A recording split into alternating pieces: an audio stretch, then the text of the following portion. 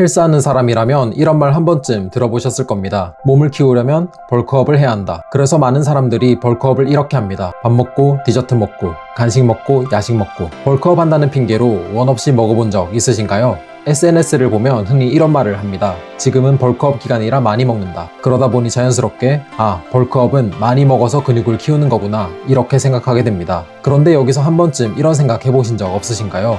이거 몸이 좋아지는 거 맞아?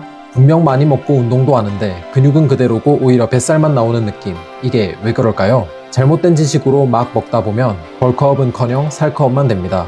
그래서 오늘은 벌크업은 왜 하는 것인지 그리고 어떻게 해야 하는지 설명해 보려고 합니다. 영상 마지막에는 실제로 벌크업 하는 방법도 알려드리겠습니다. 결론부터 말씀드리겠습니다. 벌크업의 핵심은 많이 먹는 것이 아니라 칼로리를 과학적으로 조절하는 것입니다. 많은 사람들이 벌크업을 살찌는 기간이라고 생각합니다. 그래서 그냥 많이 먹습니다. 그 결과는 근육이 아니라 체지방만 크게 늘어납니다. 그럼 벌크업의 본질은 무엇일까요? 벌크업의 목적은 결국 근육을 키우는 것입니다. 근육 단백질 합성의 중요한 조건을 3가지 꼽자면 충분한 기계적 장력, 충분한 단백질 섭취, 그리고 에너지가 부족하지 않은 상태, 이 3가지입니다. 이 중 하나라도 부족하면 근육 성장 효율은 크게 떨어집니다. 그래서 제가 이전 영상에서 기계적 장력을 그렇게 강조했던 것입니다. 이번 영상에서는 칼로리 과잉에 대해 이야기해 보겠습니다. 사실 이 부분이 벌크업에서 가장 큰 오해가 생기는 지점입니다. 우리 몸의 체중은 섭취하는 칼로리 그리고 소모하는 칼로리 이 2가지의 균형으로 결정됩니다. 섭취가 더 많아지면 체중이 증가하고 소모가 더 많아지면 체중이 감소합니다. 그런데 여기서 문제가 생깁니다. 우리는 근육을 키우기 위해 칼로리 잉여를 만들었습니다. 칼로리 잉여는 근육 성장에는 분명 도움이 됩니다. 하지만 우리 몸이 그 에너지를 근육에만 사용하는 것은 아닙니다. 남는 에너지는 결국 지방으로 저장됩니다. 근육만 선택적으로 늘어나는 상황은 사실 매우 제한적입니다.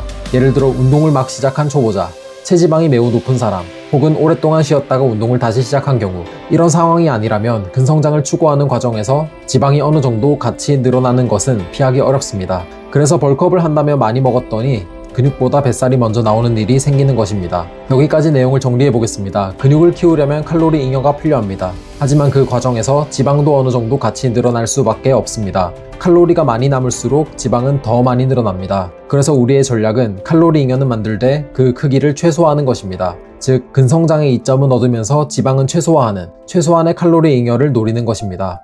여기서 이런 질문이 생길 수 있습니다. 그럼 더 많이 먹으면 근육도 더 빨리 자라는 것 아닐까? 하지만 연구 결과들은 그렇지 않습니다. 여러 연구에서 칼로리를 더 많이 섭취했을 때 근육 증가 속도에는 큰 차이가 없고 체지방만 더 늘어나는 결과가 반복적으로 확인되었습니다.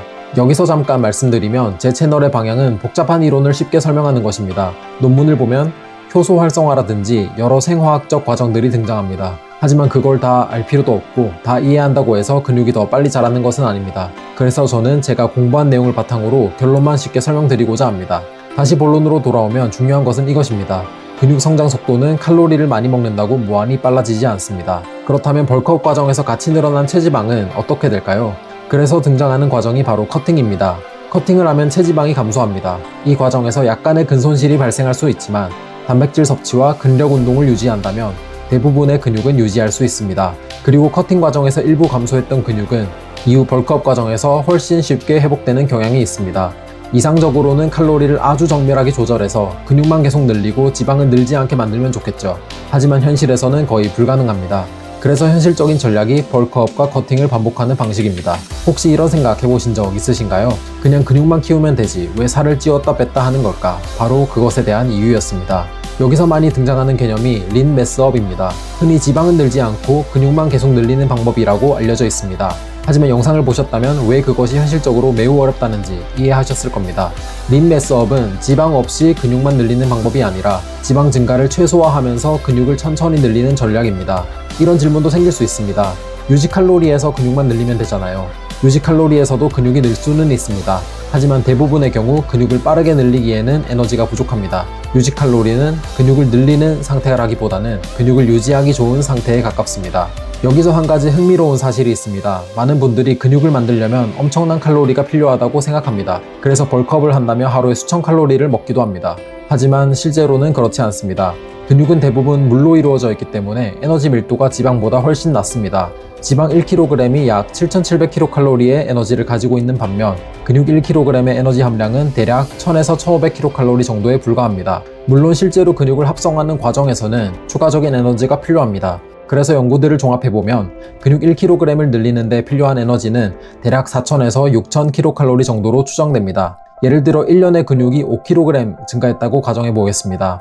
필요한 에너지는 약 2만에서 3만 kcal. 이를 1년으로 나누어 보면 하루 약 55에서 80kcal 수준에 불과합니다. 즉, 근육 성장에 필요한 추가 에너지는 우리가 생각하는 것보다 훨씬 적습니다. 그래서 벌크업을 한다면 하루에 수천 kcal를 더 먹는다면 그 에너지의 대부분은 근육이 아니라 지방으로 저장될 가능성이 높습니다. 그래서 일반적으로는 유지 칼로리보다 하루 200에서 500kcal 정도의 잉여를 만드는 것이 권장됩니다. 이제 벌크업의 원리를 이해했습니다. 실전에서 어떻게 적용할지 말씀드리겠습니다. 우리가 하루에 무엇을 얼마나 먹었는지, 그리고 그 음식의 칼로리를 완벽하게 계산하는 것은 사실상 불가능합니다. 예를 들어 어제 저는 지코바 숯불 양념 치킨을 먹었습니다. 100g에 238kcal라고 하지만 양념을 얼마나 더 찍어 먹었는지, 치킨물을 몇 조각 먹었는지에 따라 실제 칼로리는 달라집니다. 소모 칼로리도 마찬가지입니다.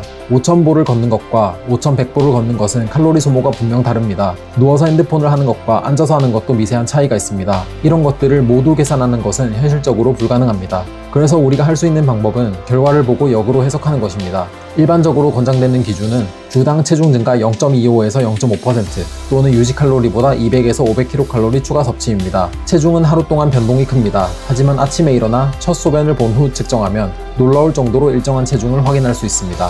예를 들어 체중이 70kg이라면 주당 약 0.2에서 0.35kg 증가 정도가 적절한 수준입니다. 가장 간단한 방법은 평소 식사에 200에서 500kcal 정도의 간식 하나를 추가하는 것입니다. 그리고 반드시 체중 변화를 계속 확인해야 합니다. 체중 증가 속도가 너무 빠르면 칼로리를 조금 줄이고 체중이 거의 늘지 않는다면 칼로리를 조금 더 늘리면 됩니다. 여기까지 영상을 보셨다면 우리가 흔히 알고 있던 벌크업이 얼마나 비효율적인 방법이었는지 이해하셨을 겁니다. 저 역시 예전에 피자와 햄버거로 수천 kcal를 먹으며 벌크업을 했던 적이 있습니다. 결과는 근육이 아니라 올챙이 배였습니다. 그렇게 벌크업을 하면 결국 과도한 벌크 후에 많은 지방으로 인한 긴 커팅, 그로 인한 근손실, 이 사이클이 반복될 뿐입니다. 굉장히 돌아가는 길입니다. 헬스는 생각보다 복잡하지 않습니다. 문제는 단순한 원리가 SNS에서 점점 복잡하게 왜곡된다는 것입니다. 앞으로도 이 채널에서는 헬스에 대한 오해들을 과학적인 근거로 하나씩 정리해 보겠습니다. 오늘도 시청해 주셔서 감사합니다.